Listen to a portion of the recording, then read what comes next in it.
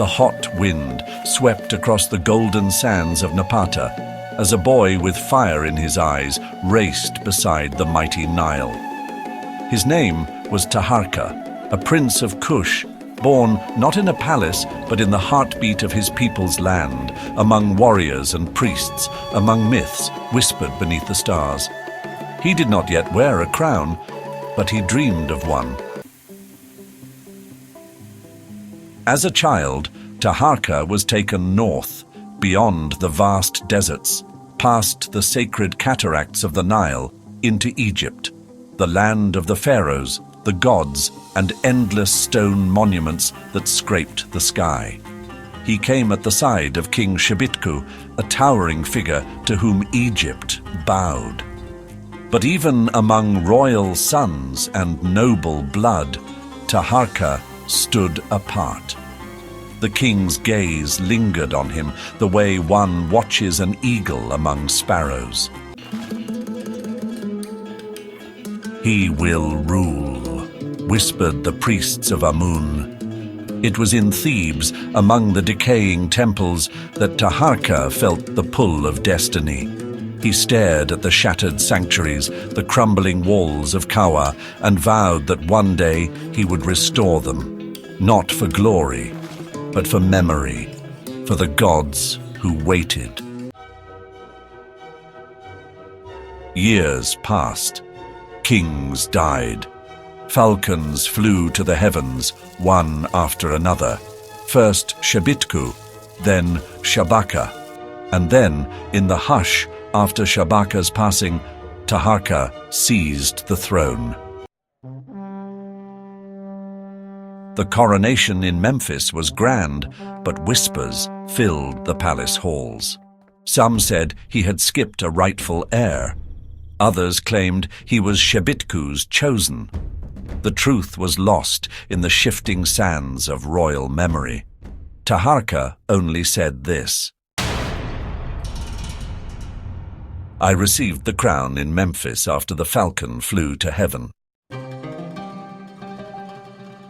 And with that, Egypt and Kush had a new lord, one with Nubian skin, a lion's courage, and a heart beating to the rhythm of the Nile.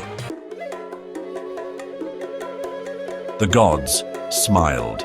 Under Taharqa's hand, the Nile swelled with abundance. Temples rose from the earth, Kawa, Karnak, Jebel Barkal, their columns reaching toward the heavens. He gave gold to Amun, stone to the craftsman, and purpose to a forgotten people.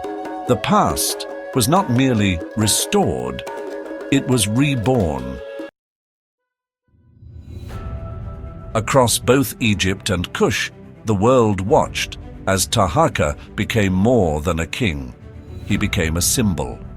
The Black Pharaoh, whose pyramid would be the tallest in the land of his ancestors, whose name would echo through sand and time. But greatness invites envy, and empires never sleep.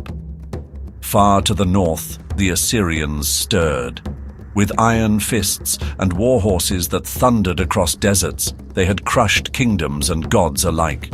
Now they looked south, to the two lands united under Taharqa's rule.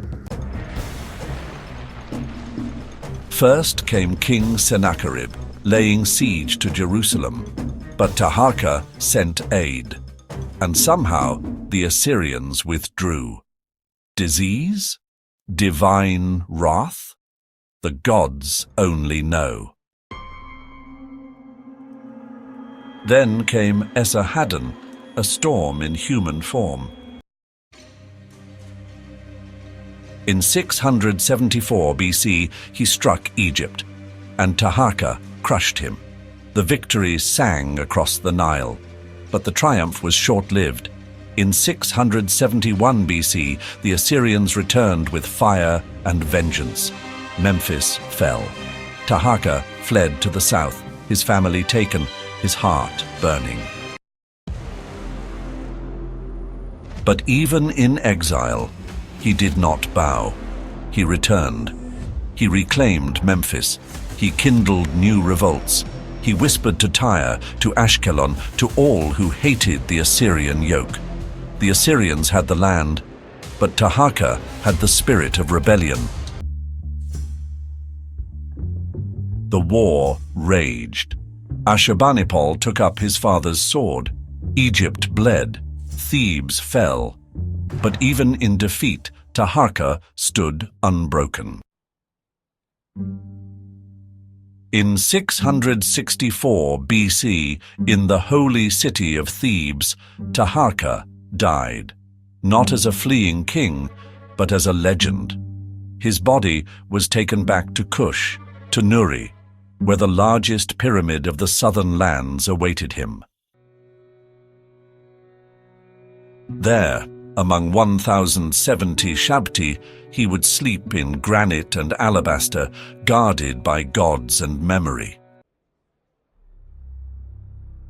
He was followed by Tantamani, then Atlanersa, his son, his bloodline refusing to fade quietly into the night.